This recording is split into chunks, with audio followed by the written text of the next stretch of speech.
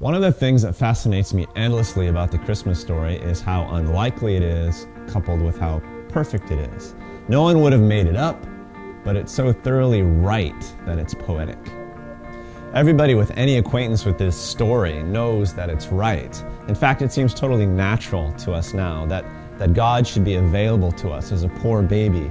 It fits our image of a kind, gentle God, the way God should be, a God who gets us and embraces us. But the only reason we have an image of a kind, vulnerable, humanitarian God is because of Jesus' story. Even the so-called gods of mercy of the old religions were strikingly cold and impersonal.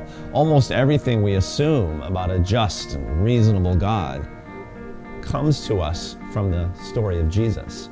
The story of the birth of Christ changed human history, human understanding, human morality. Why? Because we all knew it was perfect as soon as we heard it. Some people insist that it's not true, but everyone pretty much knows it's perfect. And that's all the more stunning, given that the story is, in some sense, all wrong. No human of that time and place would have made up such a story, because if you were going to create a story for the founder of a faith movement, you would give him all the street cred that you could. Now, we currently have an image of the anti-hero, the noble man who rose from the gutter. But that image pretty much comes to us through Jesus. They didn't have it when he showed up. So no one would have birthed the hero in a cave. And if they did, they would have spruced it up by making him some kind of superpowered baby or by having respected prophets making declarations at the door.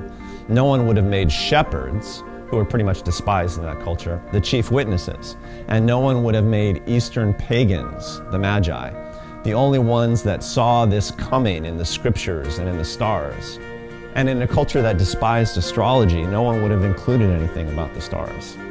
The story of Jesus' birth has already changed you, even if you don't believe in it, because it has so radically changed your world and your culture. The only question is, how far will you let the change go in you?